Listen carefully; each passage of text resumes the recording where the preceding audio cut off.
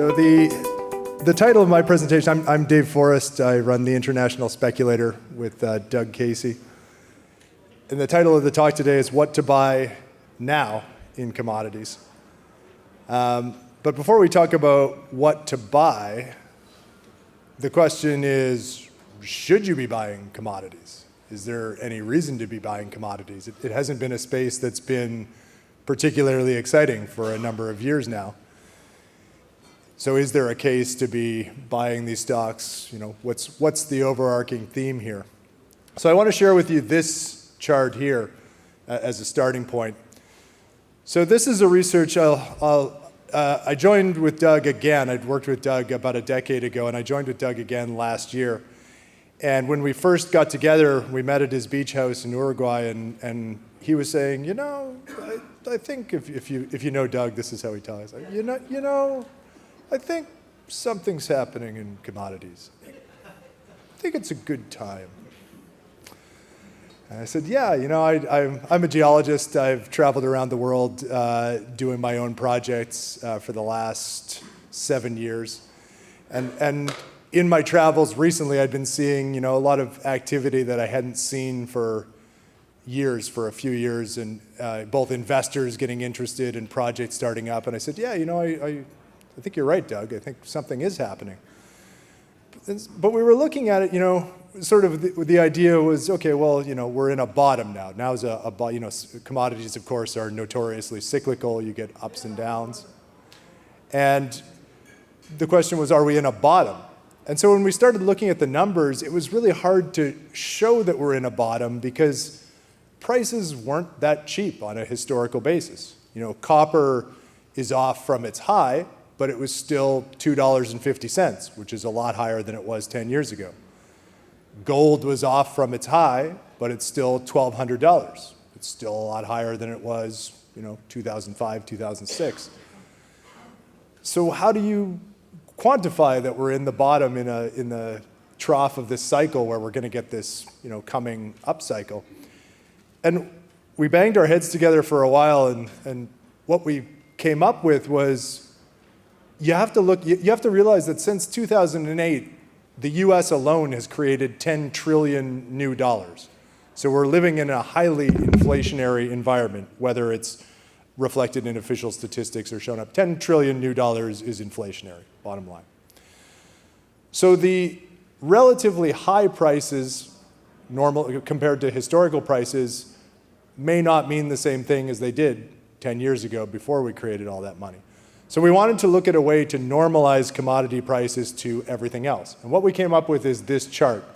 So this is a ratio of commodities as measured by the CRB index divided by the dividends paid by the S&P 500 stocks. So basically this is a comparison of the value of hard assets to the business success of large cap stocks. And what we found was quite interesting. You can see in this chart there's 4 periods of commodities booms that are shown in blue there. So those are periods when commodities had a very sizable rally, usually in the hundreds of percent as a whole, as a complex. And in between are the business cycles. So commodities tend to do well when business cycles finish. So when business starts to turn down, general industry starts to kind of hit a wall, commodities usually have a boom. And you can see that reflected in the good times in the white. Dividends are increasing relative to commodities. Business performance is good, so the ratio goes down. And in the booms, business cycle stall, dividend growth stalls, commodities do well, so the ratio goes up. Now, the outcome of this is that you can see generally those cycles, those business cycles, take about 20 years to unfold. And they're surprisingly predictable. You can see that on average, the decline in the ratio is about 70%. And once the ratio has declined 70%, you're ripe for a run in commodities. Commodities have become so cheap relative to other asset classes that there needs to be new investment to sustain supply. And you can see it took about 20 years, generally speaking, for the ratio to make that 70% decline and set up for a recovery in commodities. The really interesting thing is that right now we've declined about 70% 69% from the 2011 peak, which is, depending how you place it, was the peak of the last commodity cycle. We've declined 70%, but in just 7 years. So the decline that took 20 years to happen before, the cheapening of commodities, has happened in just 7 years. So commodities have dropped very far, very, very quickly, which leads us to believe that the coming rebound, which usually happens when you get a 70% drop, could be much quicker and much more spectacular than it has been in the past. So that's the rationale for why now for commodities. I would add on top of this quantitative evidence, the qualitative evidence for a recovery in the commodities complex is strong. For instance, last week, Cameco, the world's largest public uranium producer, had a 10% single-day share price jump on news, amongst other things, that China National Nuclear Corp is planning to acquire overseas uranium assets. A 10% jump in a stock of that size, in a billion-dollar resource stock, is not something we've seen for years, for probably almost a decade. Not just Cameco, though. Mosaic, the world's largest publicly traded phosphate fertilizer manufacturer, an even larger company, New York Stock Exchange listed, had a 10% single-day jump in its share price last week, too, when it announced record earnings. Not record, sorry, but a sizable increase in earnings based on recovering phosphate prices. When we're seeing 10% single-day jumps in large-cap commodity stocks, that is a sign that something significant is happening in the industry. Also M&A. So the other thing we did to quantify sort of where we are in the cycle is we looked at M&A activity and financing and combined them into a metric we call money flows. So the blue bars you see here are the amount of money that's flowing into the mining sector through M&A activity, buyouts, and through equity financings. And you can see there was a large decline. There was a peak in 2011, and then a large decline. But that decline ended in 2016. So in 2016, it bottomed, and then it showed a slight increase. Now this chart, we put this chart together in early August originally. So this is what the chart looked like in early August. And you can see that that blue bar on the far right, which is 2018, was about $70 billion at that time. So it looked like it was on pace to sort of do as well as it had in past years. Then something surprising happened. Fast forward to November 7th, and you can see that we're now at $157 billion.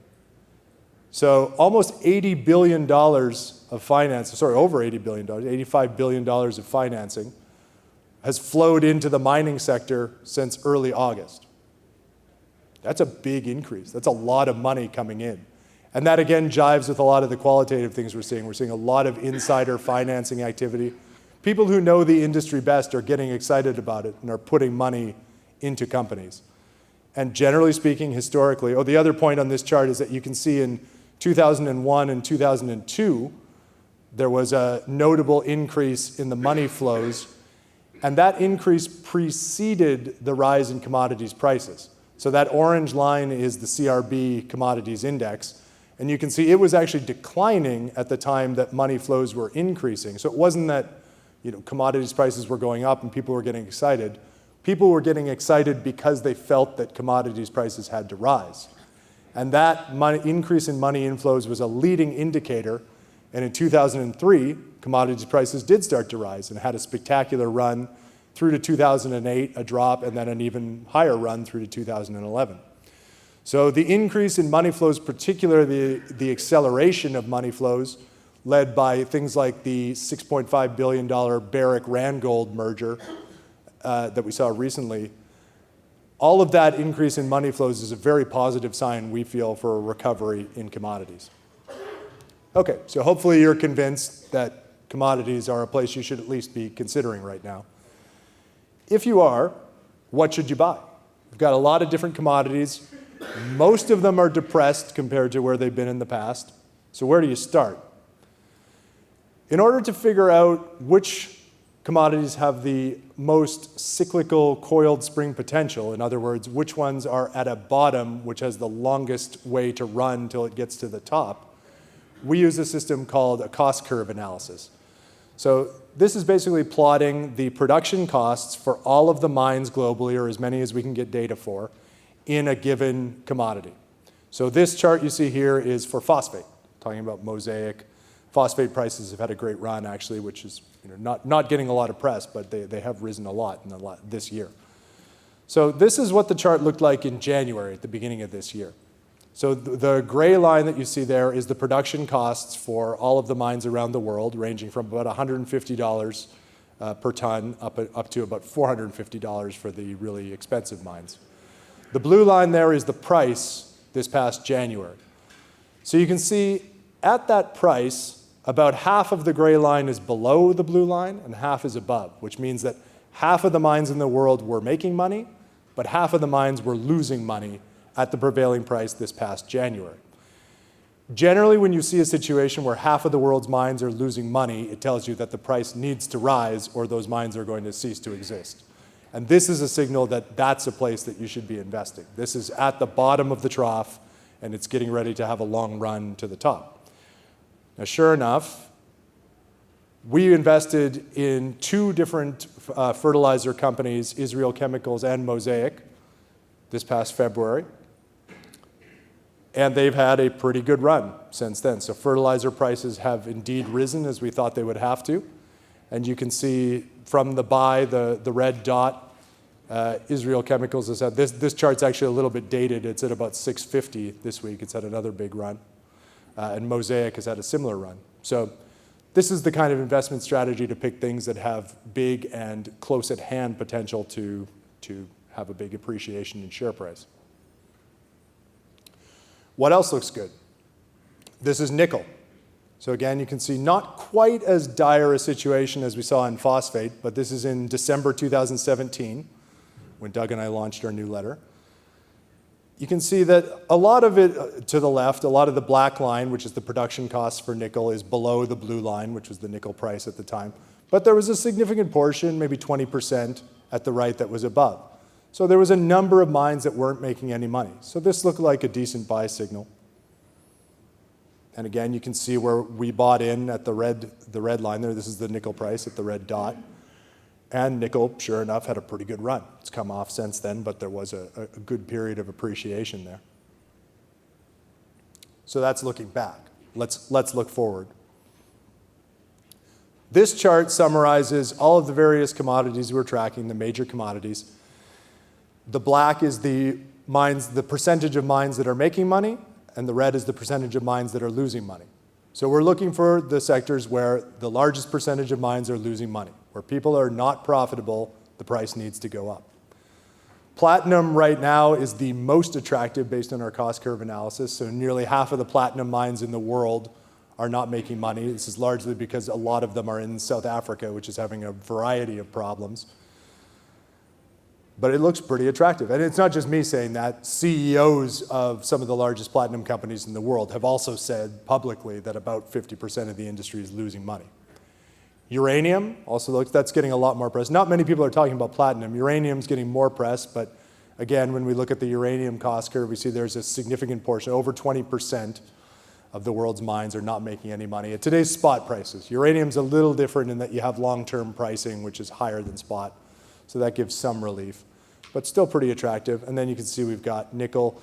Silver and gold, we're right on the border, so we're not what you would call obviously cheap. We're not at the point where mines, when we were at $1,000, a lot of mines were not making money on an all-in sustaining basis. And sure enough, we got a rise from 1,000 to about 1,200, where most people at least have some breathing room. There's an appreciable percentage of the industry that's losing money, not as much in some of the other spaces. So we don't see that as, at least from the supply side, there's not as strong a push for gold and silver prices to rise.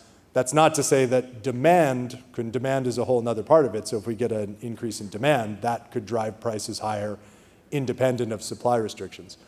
But for the time being, these are the commodities that we're focusing on.